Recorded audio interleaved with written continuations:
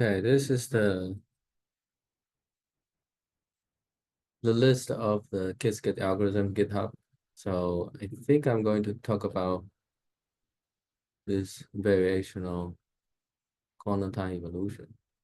And I think there's also this trotter. So I have uploaded the notebook. So you can download these notebook there. So let me see. This is the one.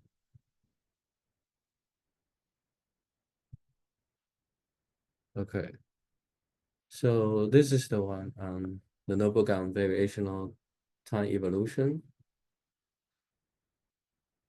Yeah, so we want to deal with this Schrödinger equation, time evolution, right?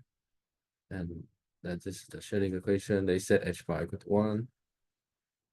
In variational method, you would have parameter, set of parameter theta that parameterize the ansatz of the wave function. And basically, then the evolution would, for the wave function, the time dependent would transfer to the parameter theta. And I won't explain this. So there's this reference theory of variational quantum simulation. Actually, I opened their archive, but this is the same also as archive. This one.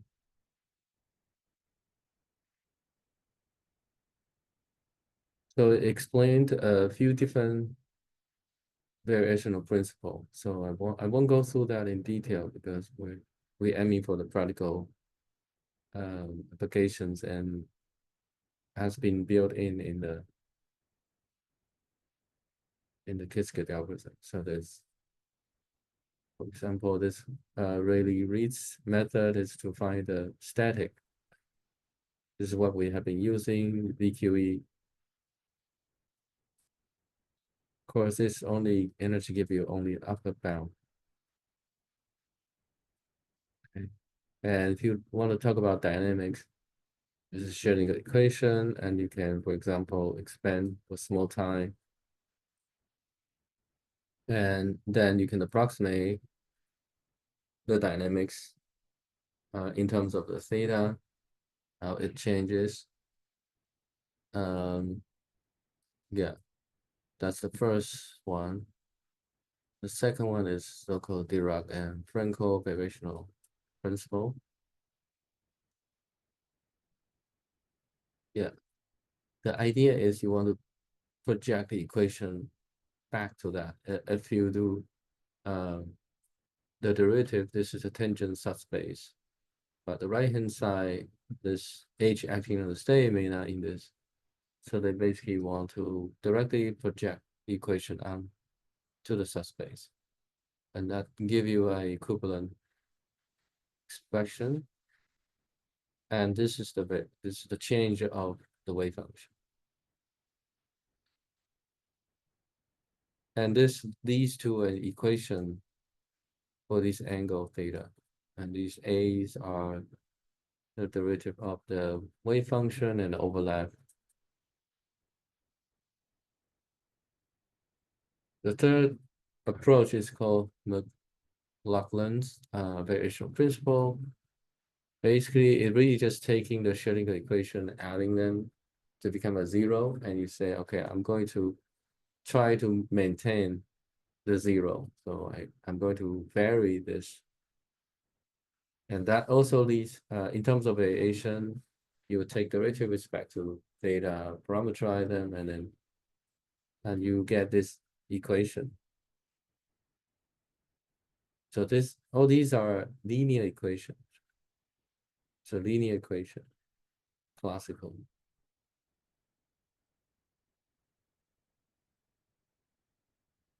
Yeah, so these M's and B's are here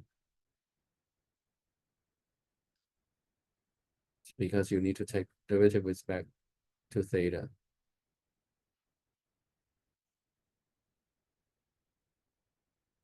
Okay.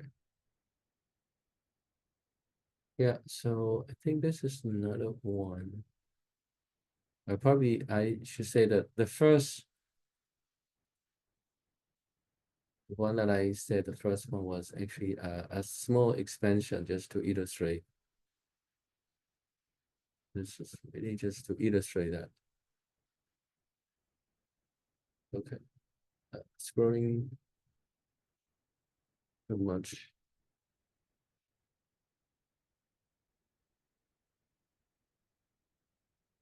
So this Dirac and Frankel, and then McLaughlin.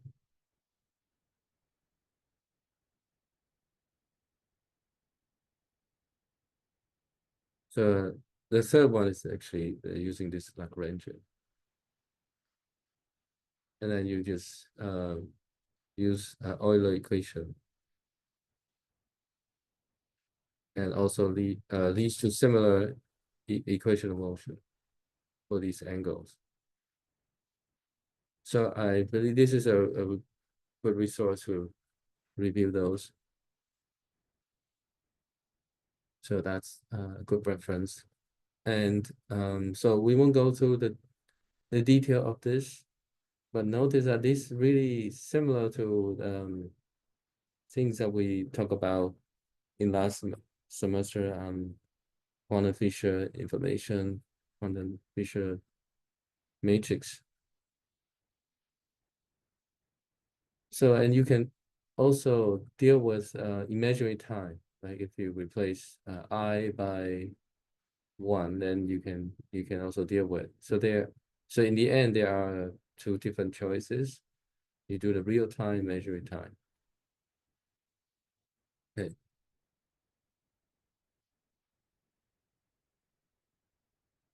So if you want to run this, there's already a built-in. There's already a built-in in this Qiskit algorithm. You need to import.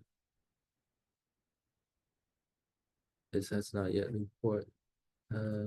So this is just a set of the Hamiltonian for this Ising-Ising interaction in the transverse field.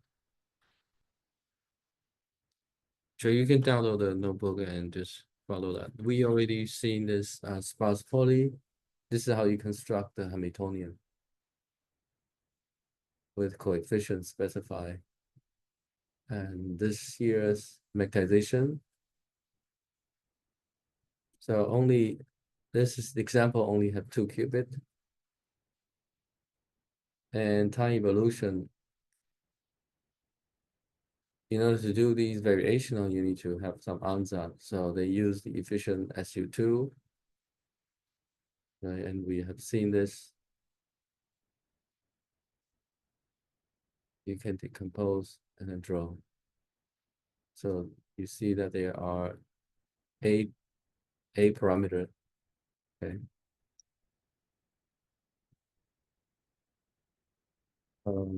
Here is we just store the initial parameter. This is initial parameter in the range of these, and then you set it to this case. This is a pi over 2. Okay. Suppose we want to find the ground state, we can do the imaginary time evolution. This is called imaginary Maclaurin principle. So they implement this Maclaurin principle, one of the 3. So you really from Qiskit algorithm. This is not maintained by IBM, but it's maintained by the community. So this is from Qiskit algorithm time evolvers variation. You import this imaginary Maclaurin principles, and you call this. It's like a function, or yeah, like our estimator or uh sampler, you call this. So we're going to do the imaginary time solution. Okay. So here, the target time is 5, and set the Hamiltonian as auxiliary operator, which is the one that drives the evolution. So then it also import this time evolution problems, set this time auxiliary op operator Hamiltonian. If our problem, you need to define that evolution problem is a Hamiltonian input, this is how much time, and auxiliary operator.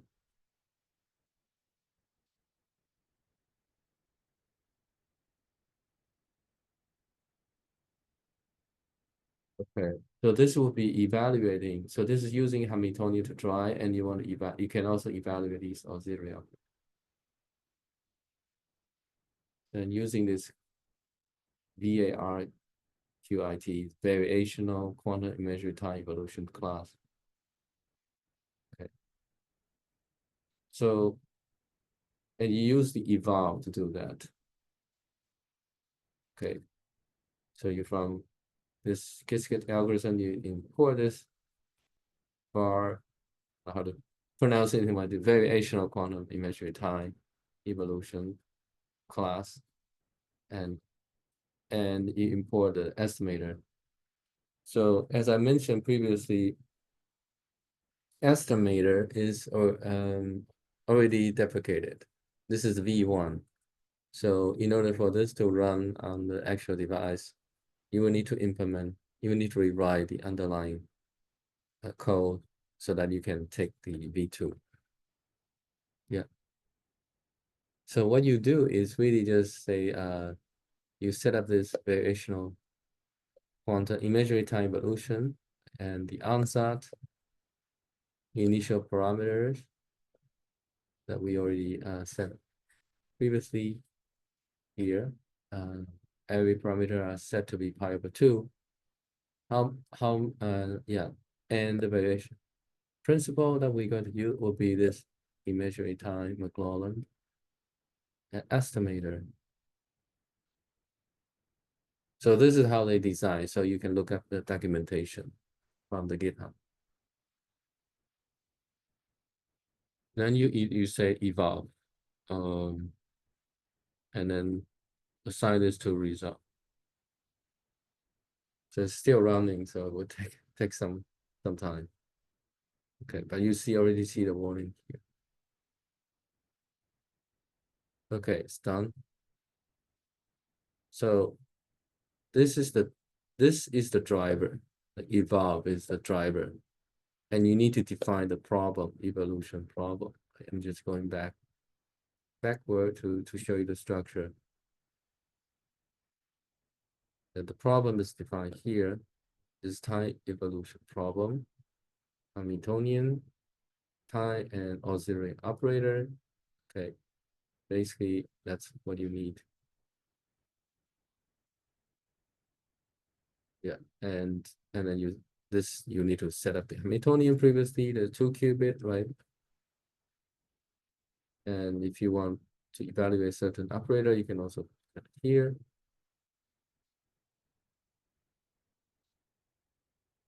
Okay, so this is the result. There will be some comparison. So they also have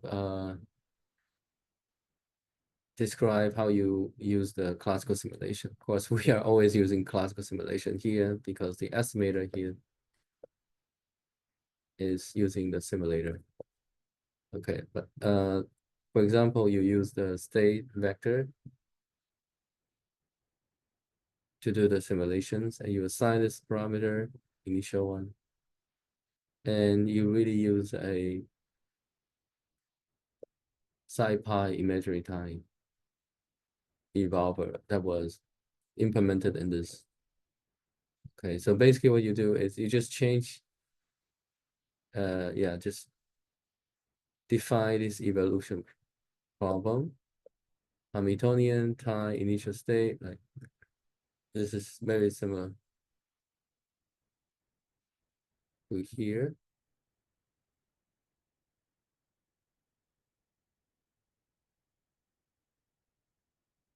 Okay, and this is the exact, and this is the time step. So you just say I evolve. So they designed it so the structure looks similar.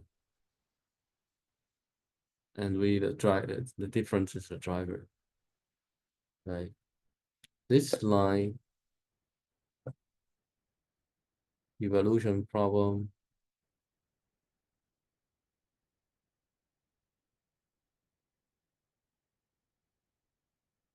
is almost identical here, except there's the initial value.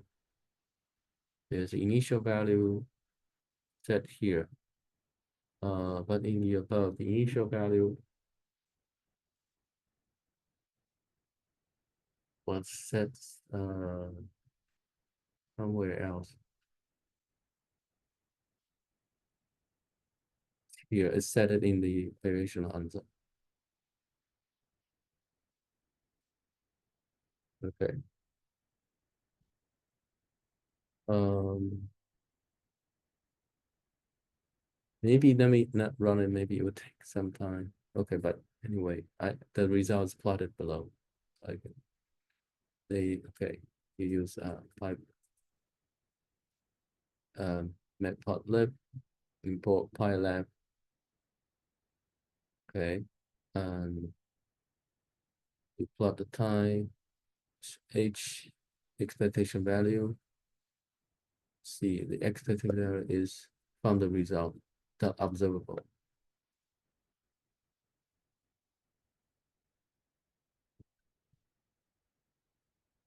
ELE, where is ELE? For ELE in this result, yeah, okay, it's really just obtaining evolution results.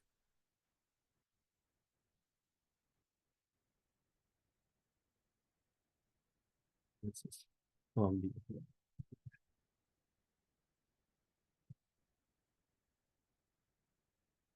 here, evolution result. This is simulating the variational imaginary time evolution,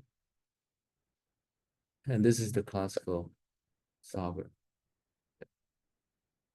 And you see they match very well because this is a small system size, and the variational quantum imaginary time evolution is using a parameter for 2 qubit. So if you simulate for a large system, you will see some deviation.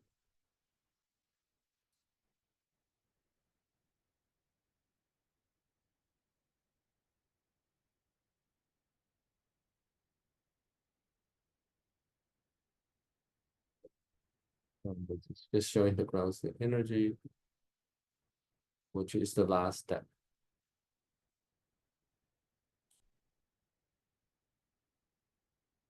Okay. I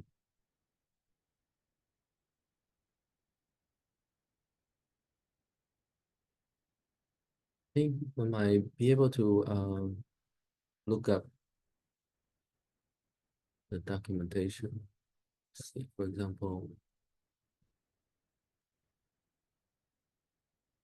is there any, maybe let's just look at this and see if we get to see the documentation.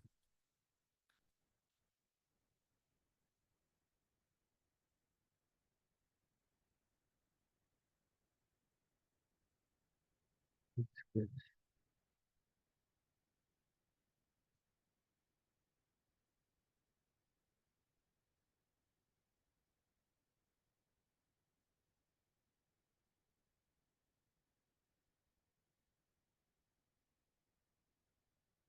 So there are places like this is from the GitHub. Okay. You see, this is find a class time evolution problem. You take in Hamiltonian time, initial state. It can be none. In the classical solver, they put it here. Or zero operator. Truncation threshold. You need to know, yeah. this the default value, so you can change.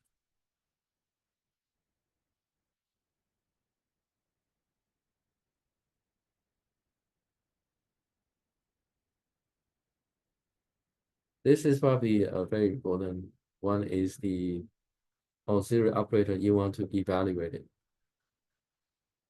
So you can plot how they evolve as a function of as a time step, like not just the energy, but also maybe you want to see the mechanization, etc.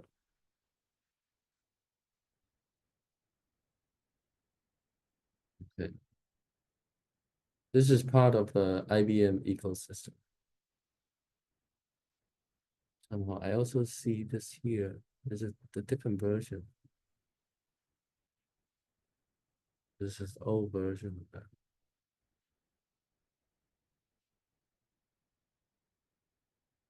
So I think maybe it was part of the IBM uh but then it's sort of split into the ecosystem. Okay. Evolution. So there are maybe also other video you want to look at. I have not watched that. Okay. So the next, let's take a look at this next one, exact classical solution. Did we wait? Did we just do that? No. Yes, we already did. So that's, I think there's one.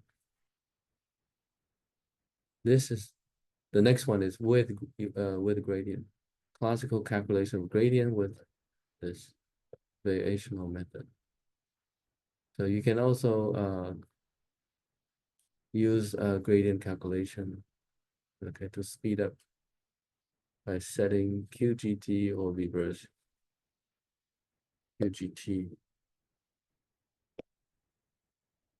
and gradient to reverse estimator gradient. QGT, I think it's quantum gradient.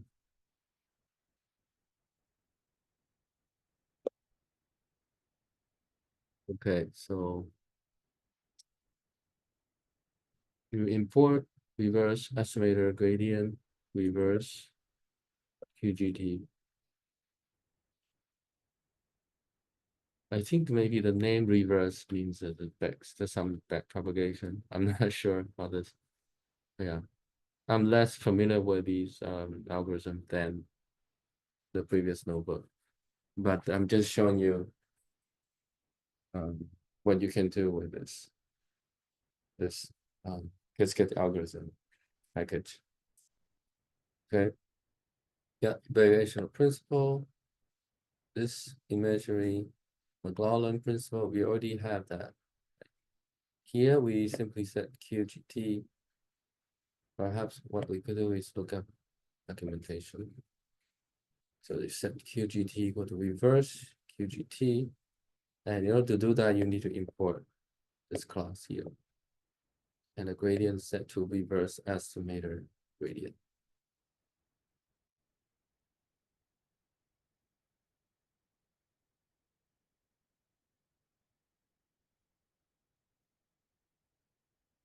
Yeah, yeah.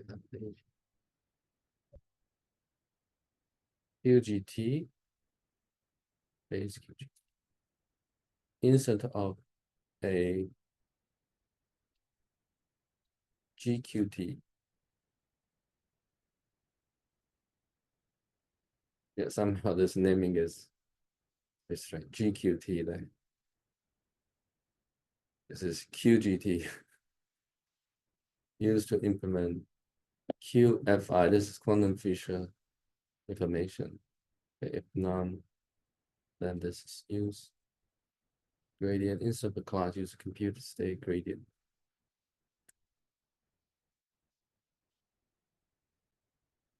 So the imaginary time is useful for finding the ground state.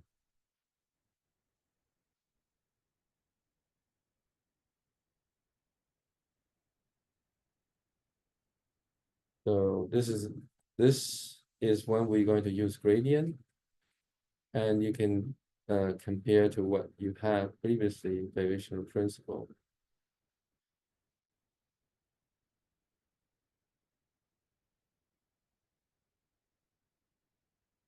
it's just setting, it's just calling this class without setting anything in particular. So like it will be none in this in the previous instance.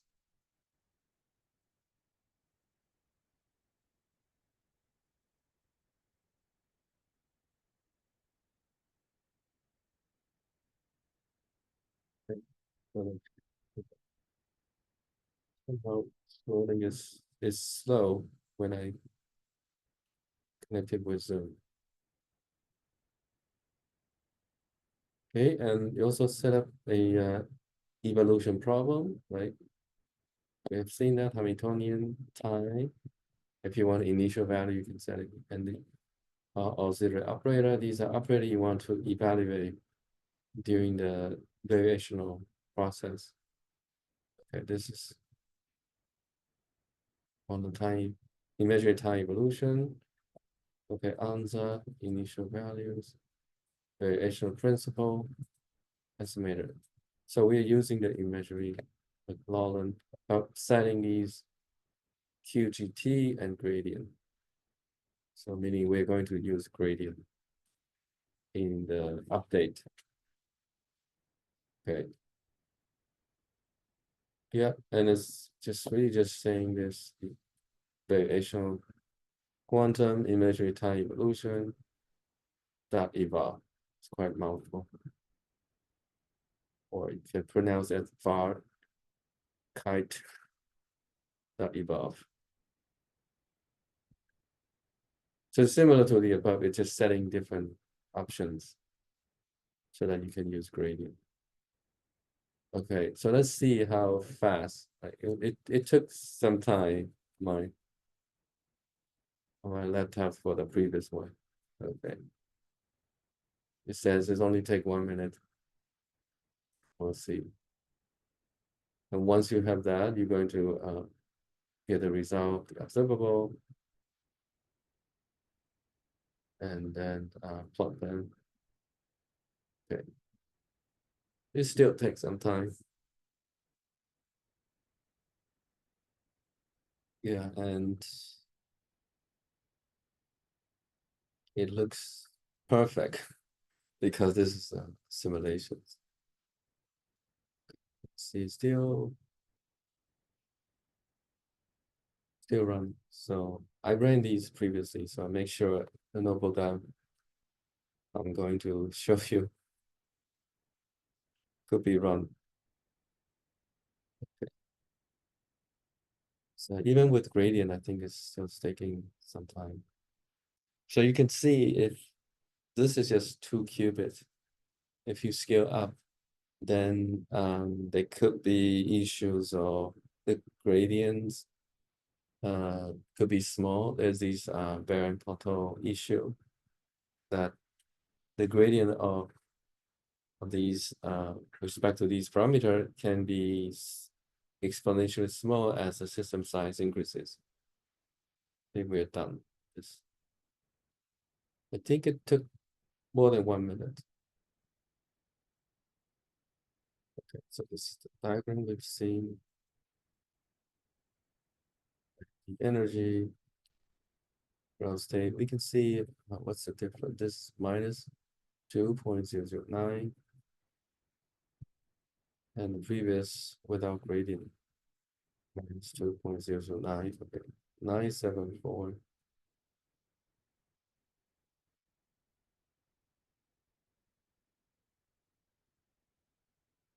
So, since this is a 2 qubit problem, so it certainly will work well. If your code doesn't work on 2 qubit, then it's hard so to extend to large. Okay, so this is compare the performance. Okay, this is error defined as the difference between the result and the exact. Okay, let's see. There's not much difference between the two methods. Okay. Next one is the real time. Right, the real time and imaginary time, the difference in the formalism, it's really just whether you have I or not, and then you whether you take the real part or imaginary part in this case here. So here we are doing the real time.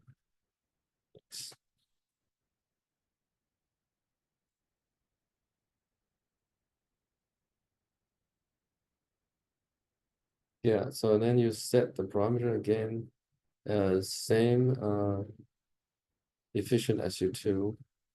So it's the same, I believe this is the same as the previous.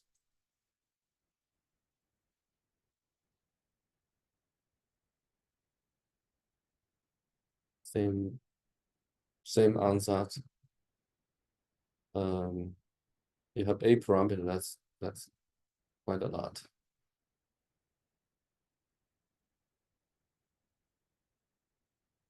So maybe let me ask. So how many parameter in order to describe two-qubit state? Therefore, component, right? And each one is a complex number, so there are 8 real number, but you have normalization, like arbitrary phase, so you have 6 is enough. And we're using a variational parameter to parameterize. Okay.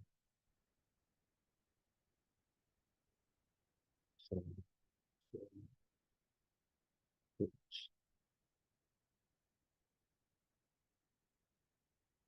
okay. It somehow there's a lag when I share the screen. Okay, so this is the answer, the same as before, and then they set the initial parameter. What you could do is you try to play with the different initial parameters. Yeah, I don't want to do it at that kind of detail. Try to play here. So this set the initial parameter.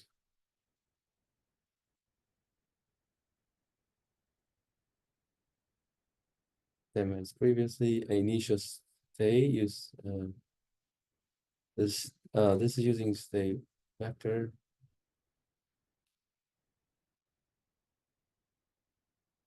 assigned to the state.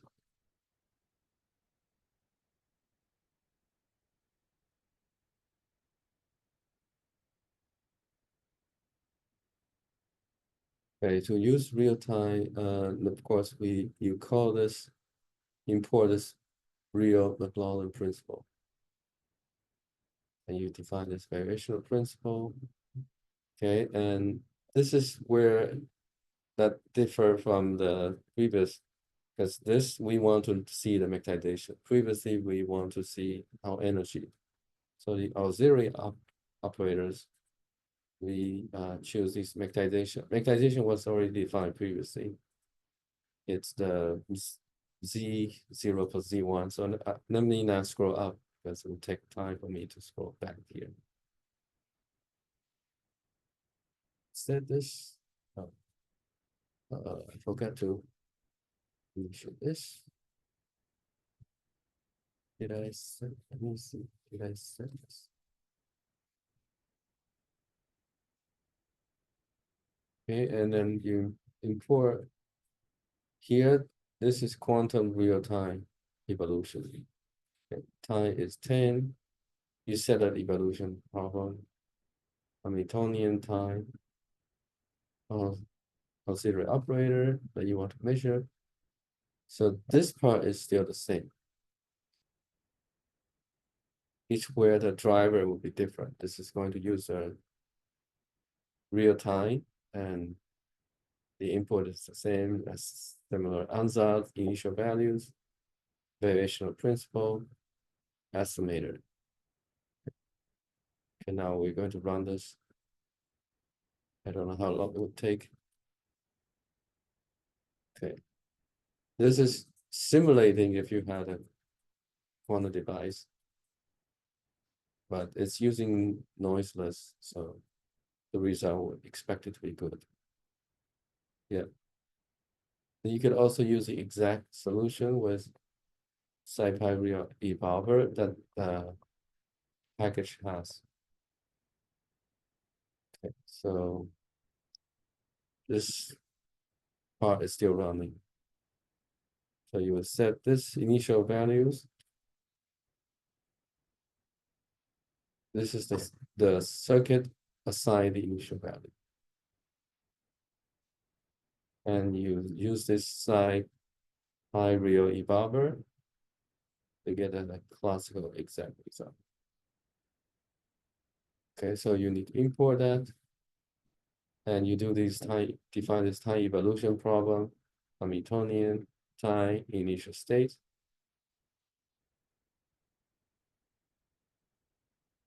And the auxiliary operator that you want to measure, and this is time. Then we're going to use this driver to evolve.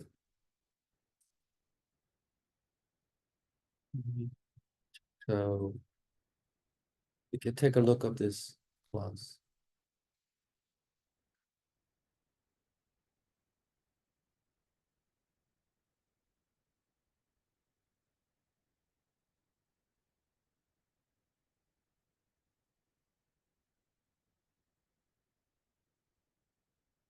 Okay, this class. And that number there, 1001 is the number of time step. So this evolve initial state of time t under.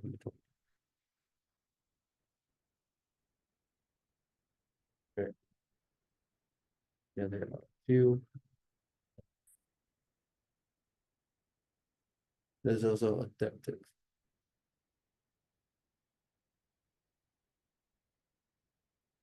PQE.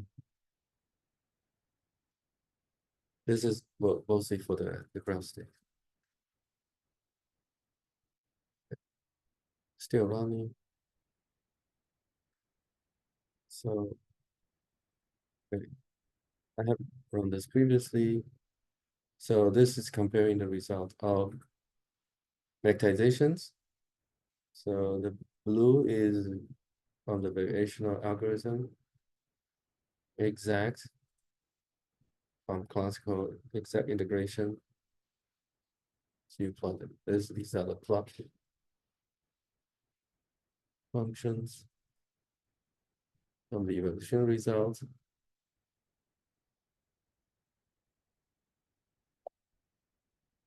And again with the time.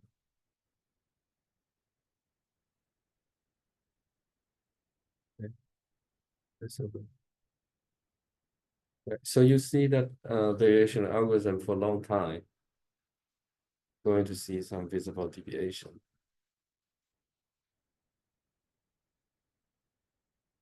Even though that you parameterize with a parameter.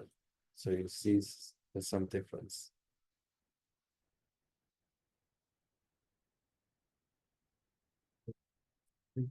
Okay, it's done running, so I can. So this is the data analysis. Run efficient way to run the variational on the real time. If you want, you can set the gradient. This also can set this gradient. And the gradient here you will need reverse estimator gradient as we did previously. So you will set the variational principle to this real time with Lorentz principle with these gradient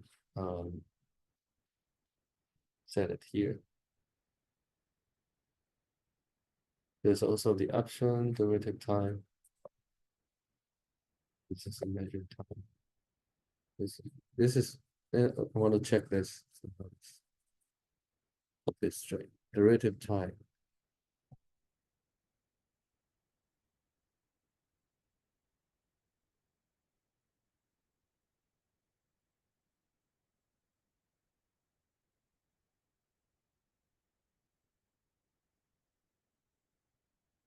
The default is set to real. Rounded derivative type, real and shape complex.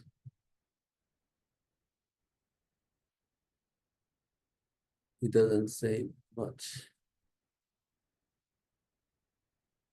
But actually, I wonder why you said imaginary. I thought you were doing that. Real-time evolution, maybe what they mean is something else. The derivative type.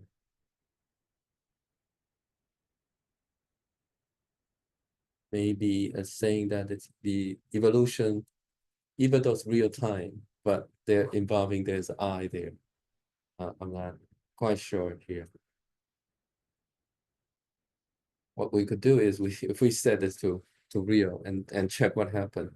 So you could do that on your own. So then do that here.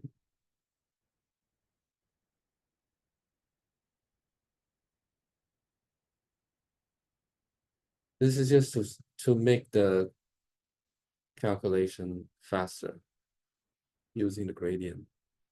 But if you look at the result,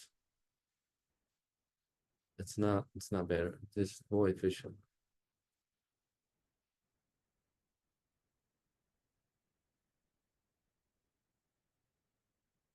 Okay. And they also check the performance.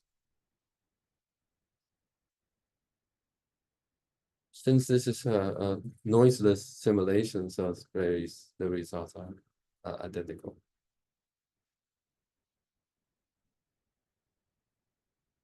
Okay,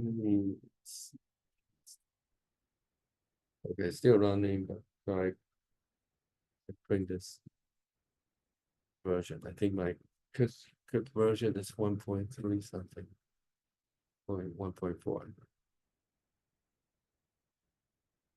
Any question on this?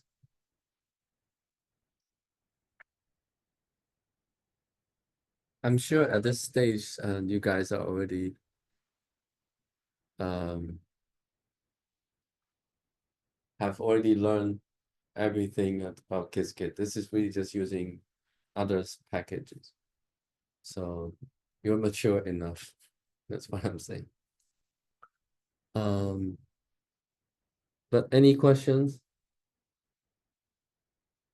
If you want to know more detail about the variation algorithm, I already just quickly browse through some of those, and then you can read in detail if you're interested. The other one, the next one that I going to talk about is the using Trotter to do the real time. I think we have seen that in the lab. So we can quickly go over this.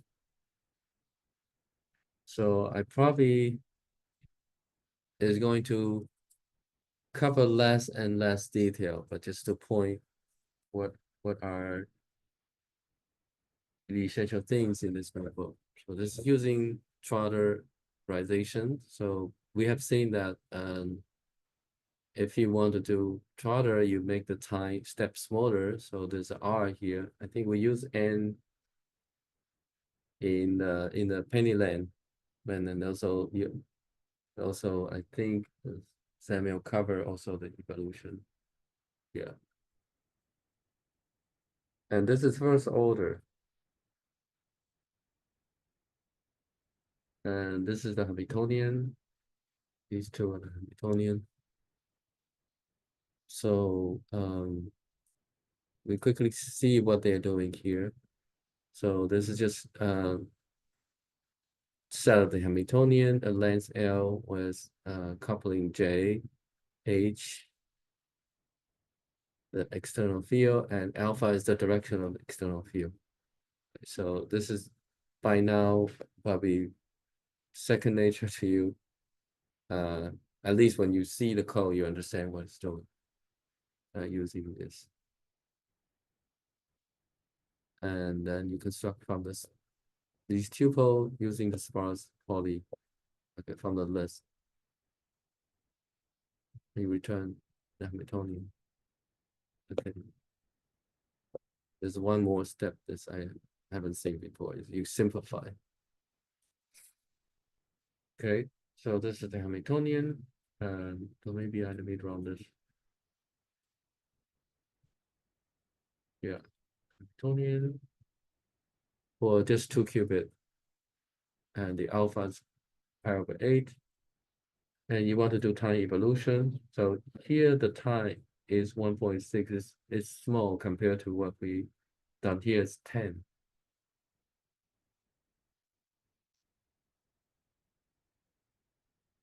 Okay, so did I run this? Okay. Okay, so then you want to do the trotter. So in the penny lane, I show you that you do the step by step on your own, but there's a package allow you to do that.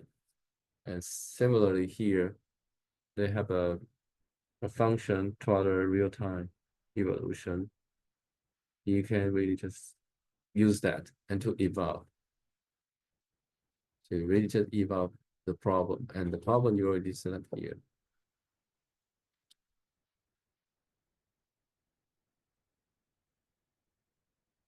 And also take a look of this class here.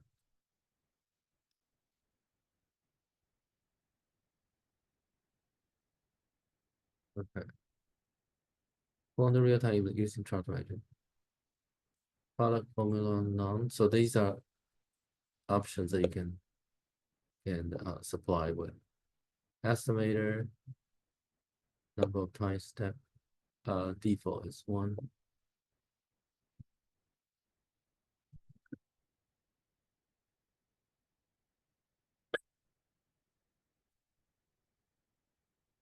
So yeah, the evolve state is stored here. Um, oh, so the evolve state is a quantum circuit.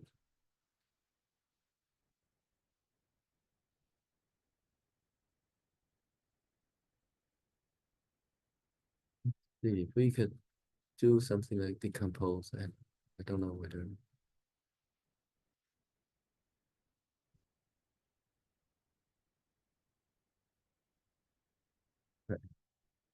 it does not say too much, but you see this one here, some gate.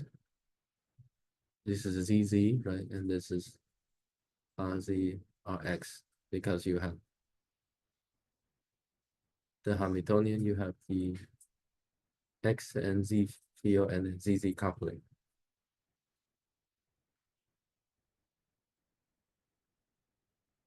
Okay. Yeah, so for the quantum circuit, using the state vector, you can turn it into a state.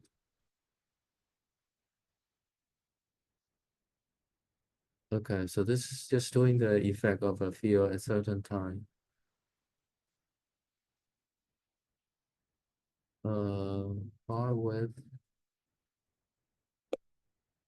initial state is starting from 1, 0 into the trotter, time 1.6. This is the error. Okay, this is setting the setup time. Oh, sorry, this is alpha. The time is fixed. So alpha is the angle.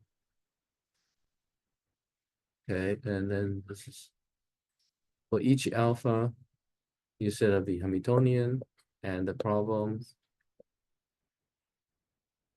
and you do the evolutions. You get the evolve state. Use the state vector to convert that circuit to a state.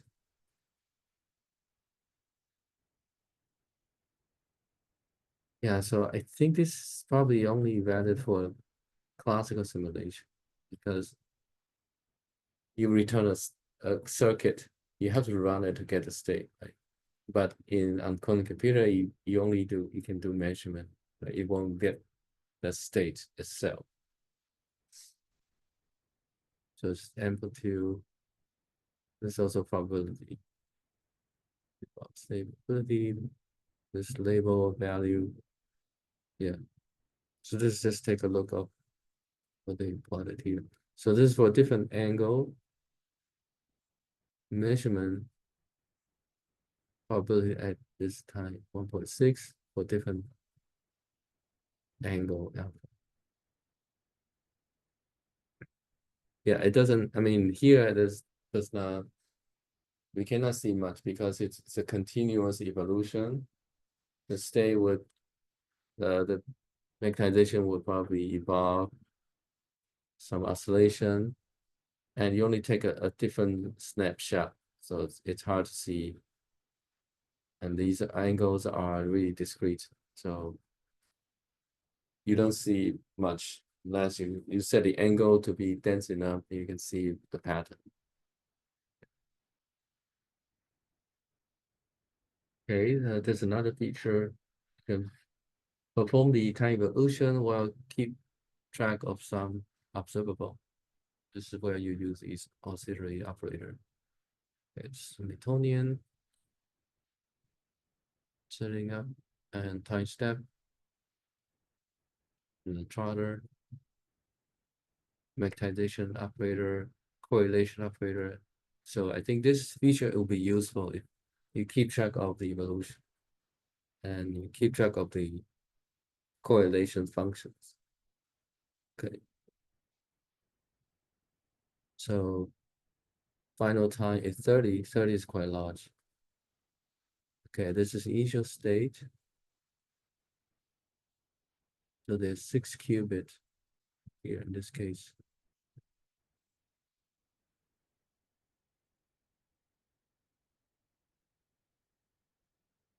Okay, this is Hamiltonian initial state, final time, auxiliary operator. Hamiltonian cell and magnetization correlation. Okay. And then you run this. It may take a while. And let's just show the plot. So these crosses are the discrete time that we evaluate these observable energy, magnetization, and correlations. Okay. Yeah, the next will be compared to the exact classical simulations, classical computation. Okay, this is really using the SciPy to evolve and comparing the two. Oh, it may take a while. It should not have run this block here.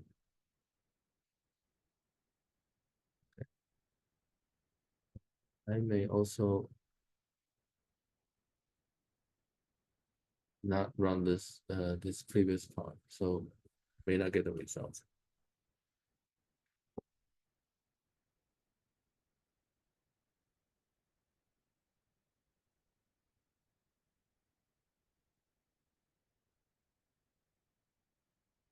Yeah, I'm not running it properly.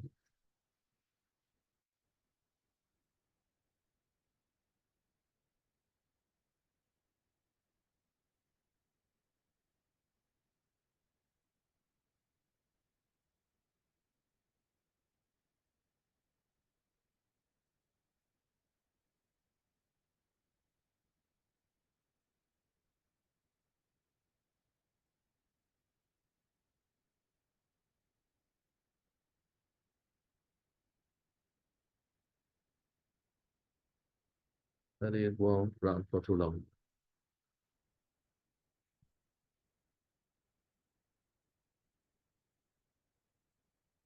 Okay, got it. Yeah.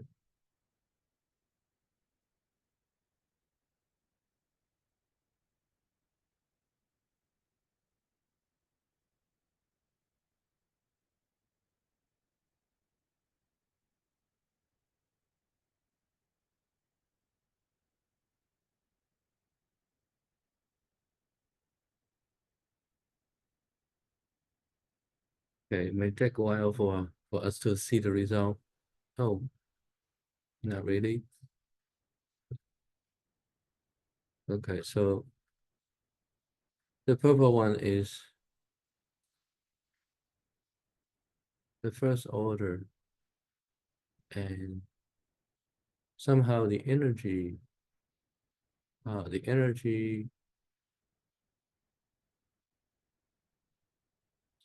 is constant. Is so because is it because this is a yeah? So this if this is time independent Hamiltonian, so the energy should conserve somehow. In the observable, we see these up and down.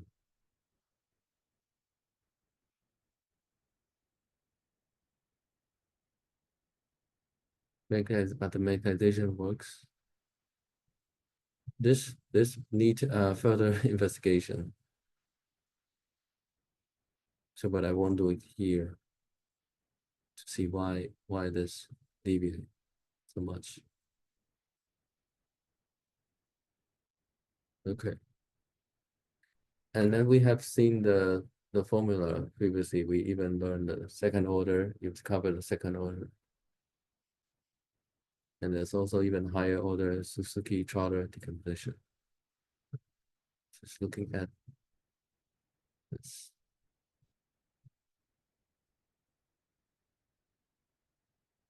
Yeah, this is more on the theory side. This is the second order, and we just showing you the depth is bigger, and you also do the fourth order and see the depth is even bigger.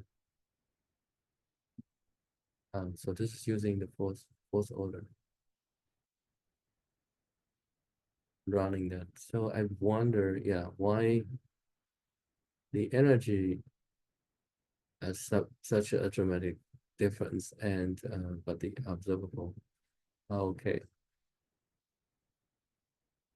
yeah. So this is just plotting this metization.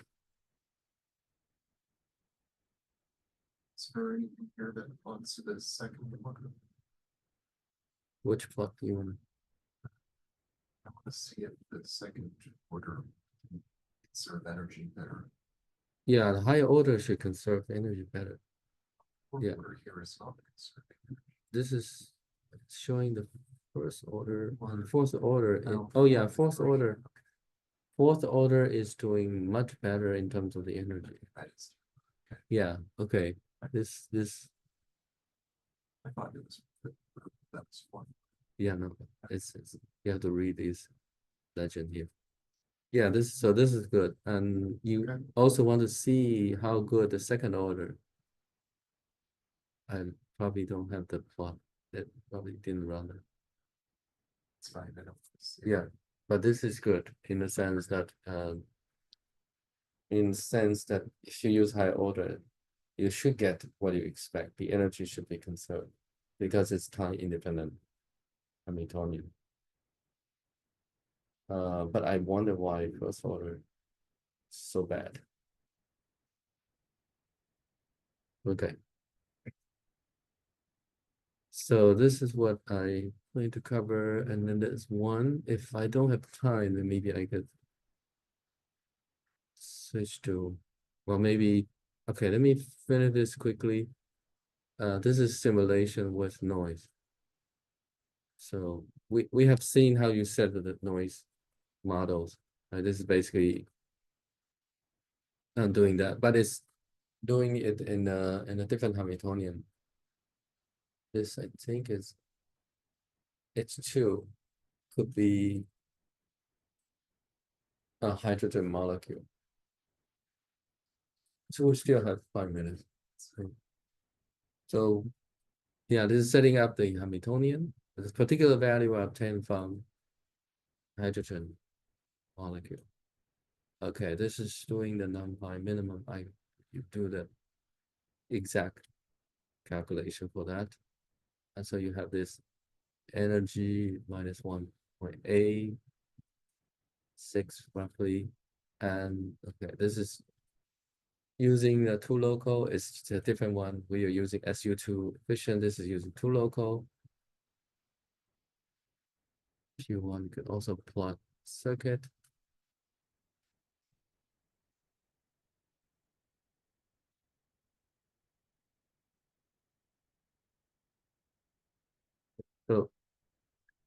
And so I decompose.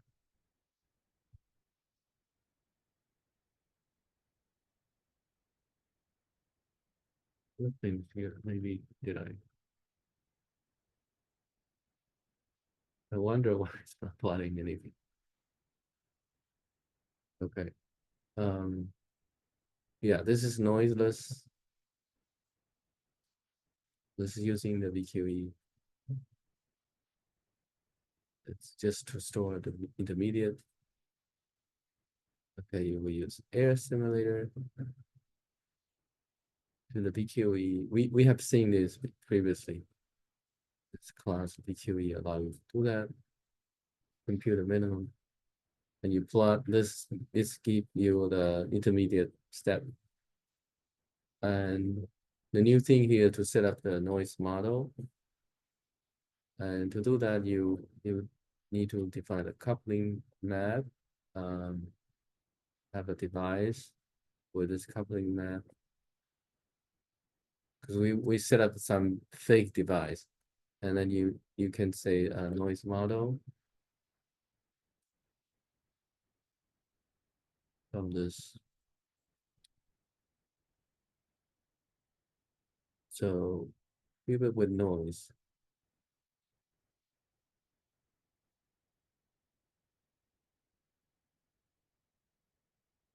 Just noise 0, 1, 2, 3, 4, specific qubit error. Yeah, I didn't see exactly where the noise is from back end device. But the device is, you just use this generic. So it looks like here there's already the noise model already built in this fake device. Okay. So then you build this noisy estimator, and there's some backend options. In order to do that noisy simulation, because you have noise and then it would in general be mixed state, so the method will be density matrix. This is the coupling map, and you need to set this noise model.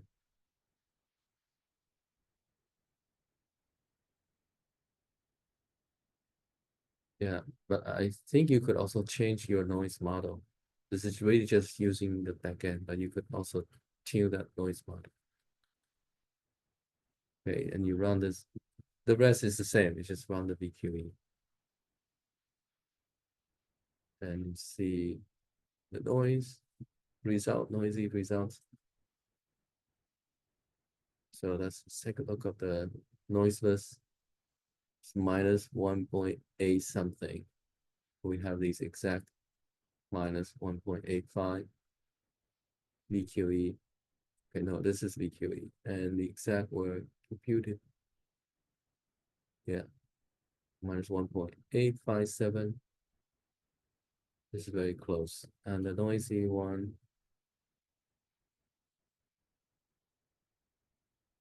this here.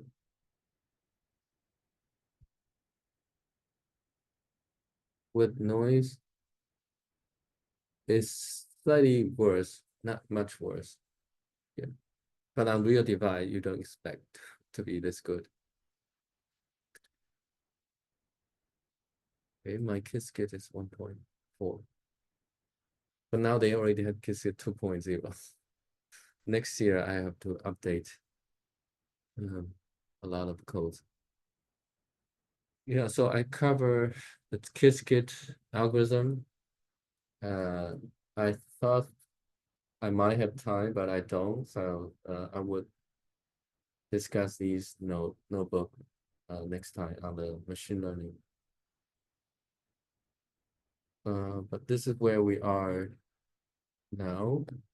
So we covered Qiskit algorithm. So next Monday, perhaps I should cover both.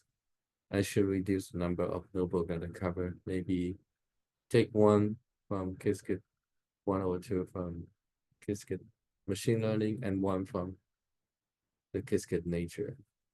And then next Wednesday, we'll start discussing Q2. Okay, any questions?